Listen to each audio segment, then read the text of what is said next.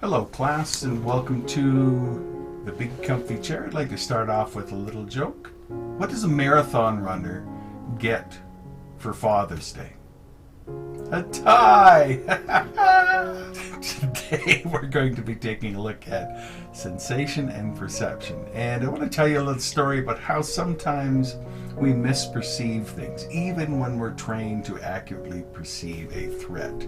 So way back in 2007, there was a world leaders summit called the Asia Pacific Economic Cooperation Leaders Summit in downtown Sydney, Australia. And then current President George W. Bush was attending this summit. And many roads around the area were full of police presence and security presence. And there was a TV show called The Chasers' War on Everything in Australia that decided to pull a prank. So 8 members of the cast of this television show assembled a false motorcade made up of 2 black 4-wheel drive vehicles, a black sedan, 2 motorcycles, bodyguards, chauffeurs, and one of the cast members even disguised himself and acted like Osama bin Laden. Now, for those of you that don't know who Osama bin Laden was, it was basically George W. Bush's sworn enemy. And the two of them were kind of like going on in a war. And 9/11 was attributed to the acts of Osama bin Laden. Now, the group's motorcade drove through Sydney's central business district and entered the security zone of the meeting. And the motorcade was waved on by police, waved through 2 checkpoints, and pulled up at the Intercontinental Hotel where President Bush was actually staying. It was at that point that the TV show got a little freaked out that they'd even gotten that far, and one of the cast members then got out of his vehicle, the guy that was dressed up as Osama bin Laden, and started to complain that he hadn't been invited to the APEC summit. And it was only then that security personnel and police moved in to check their identities.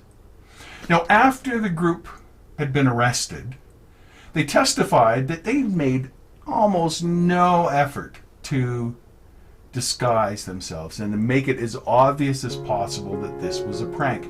The only realistic attempt that they made to fool the police is they put a few Canadian flags on their vehicles. Other than that, the group obviously had fake credentials. In fact, all of their security passes had printed in bold letters over top of everything, joke, and said insecurity, and had words like, "This is pretty obviously a fake pass." And all of that was clearly marked, and yet no one bothered to check their credentials. The official vehicle stickers actually had the name of the group printed on them and had text like this written on the official vehicle stickers. "This dude likes trees and poetry and certain types of carnivorous plants. Excite him."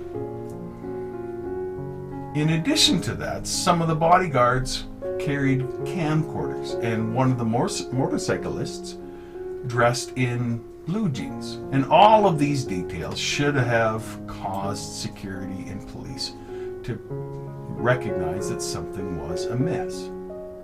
Now, the TV show's lawyer even signed off on the stunt, assuming that they would never make it past the first checkpoint of the APEC meeting.